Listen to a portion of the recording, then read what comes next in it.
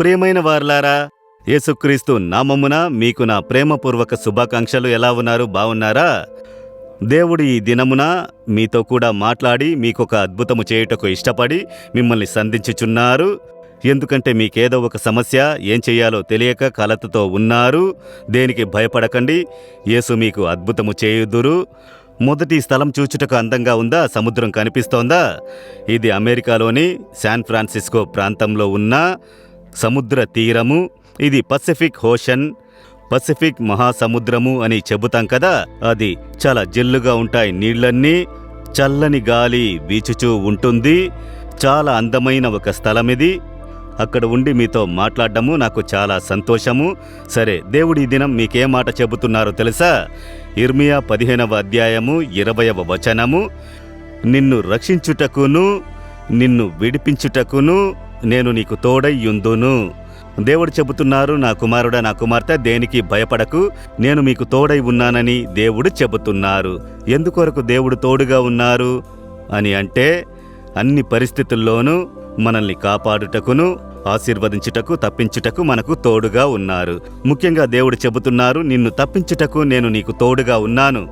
ఏదో ఒక ఆపద, అందులో నుండి ఎలా బయటికి రావాలో తెలియలేదు. ఒక ఆపదైన పరిస్థితి కనబడుచున్నది. ఇందులో నుండి నేను తప్పించుకోగలుగుతానా అన్న భయము మీలో కనబడవచ్చును. దుష్ట మనుషుల వలన కలిగే ఆపదలు, దుష్ట ఆత్మల వలన కలిగే ఆపదలు, ఇలా ఏదో ఒక ఆపదైన పరిస్థితుల్లో కలతతో ఉన్నారా? నేను మిమ్ములను తప్పించుటకు మీతో కూడా ఉన్నాను అని ఆకాశమును భూమిని సృష్టించిన దేవుడు చెబుతున్నారు. ఒక సమయమున ఒక దేవుని సేవకుడు ఆయన దేవుని సేవ చేసిన దానిని బట్టి ఒక కమ్యూనిస్ట్ పార్టీ వచ్చి ఒక దేశమును ఆక్రమించినారు.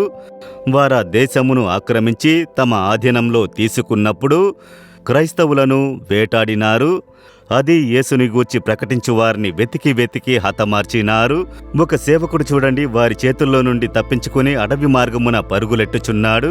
ఆయనని వారు గుర్రముల మీద తరుముతూ వచ్చుచున్నారు. తనకు వీలైనంత వరకు పరిగెత్తి పరిగెత్తి పరిగెత్తి అలసిపోయి చివరికి పరిగెత్తలేని పరిస్థితిలో బలహీన పడిపోయారు. ఆయన చెప్పారు, దేవా, ఇంతకు పైబడి నేను పరిగెత్తలేను, ఈ దుష్ట మనుషుల చేతుల్లో నుండి నన్ను తప్పించుము అని చెప్పినప్పుడు ప్రక్కన తొంగి చూశారు. ఒక చిన్న గృహ కనపడింది. ఆ అడవి ప్రాంతంలో కొండ గుహ ఒకటి ఉన్నది. ఇందులోనికి వెళ్ళి నేను కూర్చుంటాను, నన్ను మీరే తప్పించాలి అని చెప్పి అందులోనికి వెళ్ళి కూర్చున్నారు. ఆ దళవీరులు తరుముకుంటూ వచ్చిన వారు తిన్నగా గుహ ముందుకు వచ్చారు. ఇక్కడికే కదా అతను పరిగెత్తుకుని వచ్చాడు, ఇక్కడే దాక్కుని ఉంటాడని చెప్పి గుహను చూసినప్పుడు ఈ గుహలో దాక్కుని ఉంటాడు అని ఆ వైపు చూశారు. ప్రక్కకు వచ్చి చూస్తే ఆ గుహ ద్వారమును ఒక సాలెపురుగు గూడు కట్టి ఉండుటను వారు చూశారు. వారు చెప్పారు, సాలెపురుగు గూడు కట్టి ఉంది, అందువలన ద్వారమే ముయ్యబడి ఉన్నది. అందువలన ఇందులోనికి ఒక వ్యక్తి వెళితే తప్పకుండా సాలెగూడు చెరిగి ఉంటుంది, లోనికి ఎవ్వరూ ప్రవేశించుటకు అవకాశం లేదు, రండి వెళదామని చెప్పి వారు వెళ్ళిపోయారు. అప్పుడు ఆ దేవుని సేవకుడు గమనించారు, ఆయన గుహలోనికి ప్రవేశించిన వెంటనే దేవుడు కొన్ని నిమిషాల సమయములోనే ఒక సాలెపురుగుకు ఆజ్ఞాపించి అది వేగవేగముగా ఒక గూడును ఆ ద్వారము మూసుకుని పోవునట్లు కట్టి ముగించుట ఆయన గమనించారు. దేవుడు ఎంత అద్భుతంగా ఈ దుష్ట మనుషుల చేతుల్లో నుండి నన్ను తప్పించితిరి దేవా, ఒకసారి సాలెపురుగుకి ఆజ్ఞాపించి నన్ను తప్పించితిరి అని దేవుని స్తుతించుచూ వచ్చారు. ప్రియమైన వారలారా, మిమ్ములను తప్పించుటకు దేవుడొక సాలెపురుగుకి ఆజ్ఞాపించగలరు, ఒక పక్షికి, మృగమునకు కూడా ఆజ్ఞాపించగలరు, దేవుడొక మనిషికి ఆజ్ఞాపించగలరు. ఏది ఏమైనను మిమ్మల్ని తప్పించేటటువంటి బాధ్యత దేవునిది.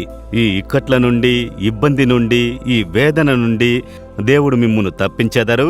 భయపడకండి, విశ్వాసముతో చెప్పండి, నన్ను తప్పించుటకు మీరు నాతో కూడా ఉన్నారు దేవా, నన్ను తప్పించుదురని విశ్వసిస్తున్నాను అని మాత్రం చెప్పండి.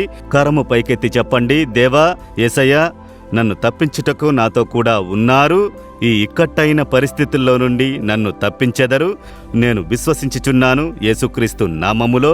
Amen, amen.